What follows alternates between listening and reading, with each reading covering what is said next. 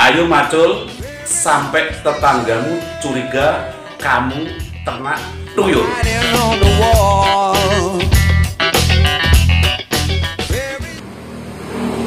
Atau cara membuat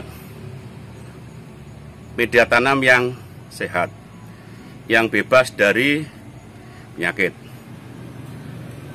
Kita akan membuat media tanam untuk dimasukkan ke dalam pot atau polybag. Banyak dibutuhkan adalah satu, ini kotoran hewan, ini bahan organik, kemudian ini adalah kompos juga dari tumbuh-tumbuhan ya, bisa dari batok kelapa, dari apapun itu. Kemudian ini dari ini tanah liatnya, ya, kita lihat. Jadi yang kita butuhkan untuk materialnya adalah satu, tanah liat, kedua kompos, ya, yang ketiga nanti coba. Nah, bagaimana caranya? Cara pembuatannya adalah difermentasi dulu, seperti ini, fermentasi.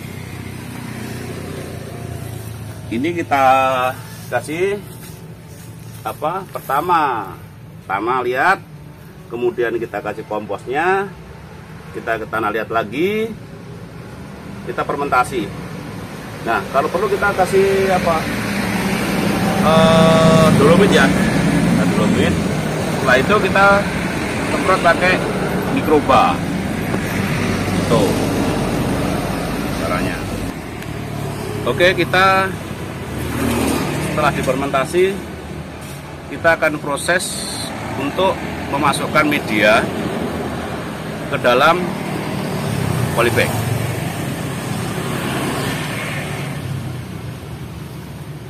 Kita berikan dulu polybagnya, ini polybag yang besar ya, supaya yang bagus. Kita proses untuk masukkan media. Alat-alat yang dibutuhkan adalah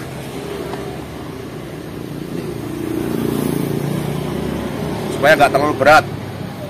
Kemudian juga ada apa namanya ya, cerok ya. Kemudian ada cangkul.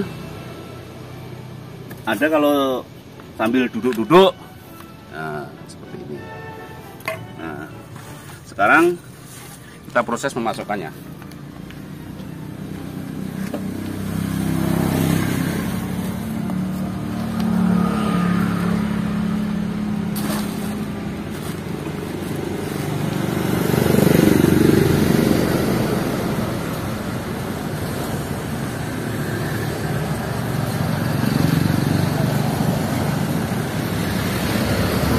Ini demikian selanjutnya sampai nanti ukuran tingginya 40 cm ya.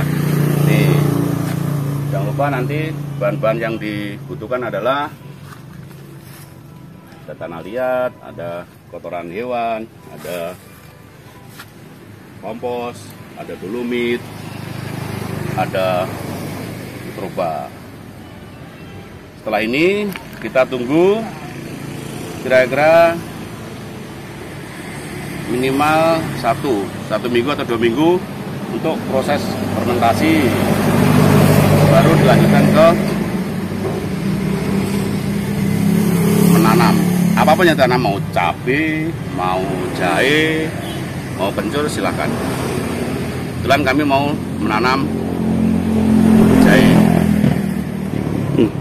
Bicara yang ringan-ringan saja, kita bicara tentang mikroba.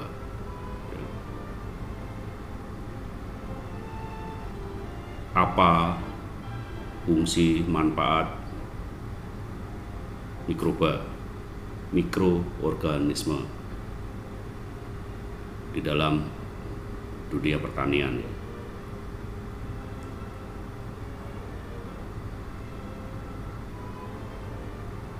Kita bertani, bagaimana bisa meningkatkan produktivitas dan menurunkan biaya. Jadi hasil panennya meningkat, tapi biayanya turun. Jangan hasil panennya melimpah, tapi biayanya juga melimpah, ya kan? Dihitung-hitung, lu kok pas buat bayar sana bayar sini, maka kita akan coba sampaikan yang ringan saja tentang manfaat mikroorganisme yang ada di dalam tanah. Sebelum kita menanam, kita harus tahu bahwa kita pahami bahwa tanah harus hidup. Ya, tanah harus hidup. Kalau tanah hidup itu harus ada penghuninya. Penghuninya siapa di dalam tanah? Penghuninya adalah makhluk-makhluk kecil, cacing-cacing kecil, ya. Bahkan ada yang tidak kasat mata. Itu sangat berfungsi untuk menyehatkan tanah. Jadi kita sehatkan dulu tempatnya, lahannya, tanahnya. Kita dengan harapan bisa juga menyehatkan tanaman. Kalau tanamannya sehat, pasti hasilnya juga baik. Ya. Jadi salah satu fungsi mikroba adalah sebagai pengurai. Mengurai baik benda padat, benda cair maupun kimiawi, ya, padat atau cair maupun kimiawi. Dan manfaatnya yang lain adalah mikroba meningkatkan ketersediaan unsur hara, ya, meningkatkan ketersediaan unsur hara. Jadi kok bisa begitu gitu ya? Jadi begini, akar akan menyerap hara hanya sebatas kemampuan panjang akar, ya, sini. Tapi ketika di sini ada mikroba, maka mikrobia tersebut akan membantu menghantarkan hara-hara nutrisi yang tidak terjangkau dengan akar, akan dihantarkan,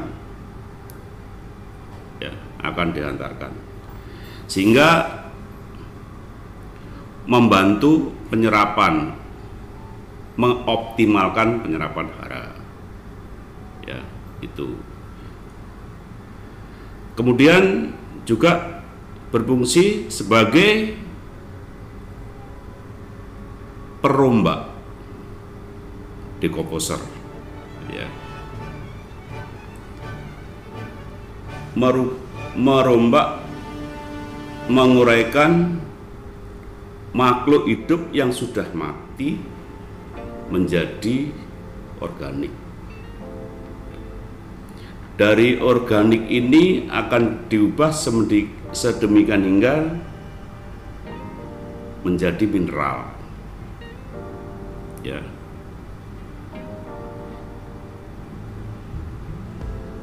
Yang sangat dibutuhkan oleh tanaman, ya. Fungsi berikutnya adalah untuk meningkatkan pertumbuhan. Ya. Karena enzim-enzim yang dihasilkan oleh mikroba itu akan memacu pertumbuhan dan melindungi tanaman, terutama di dalam daerah perakaran. Ya. Secara umum, kita bayangkan coba kalau tidak ada bakteri, ya, tidak ada mikroba, berarti di dunia ini tidak ada yang menguraikan, gitu ya. Kalau begitu adanya, dunia ini kan penuh. Lah kok bisa? Ya bisa. Makhluk hidup mati gelundung gitu ya, nggak busuk. Hewan mati nggak bisa busuk, ya. Nah, kalau begitu adanya, pasti dunia akan penuh. Makanya mari kita coba mengubah sedikit mindset kita untuk bertani menggunakan atau membiasakan ya sedikit yang lebih sehat ya. Jangan terlalu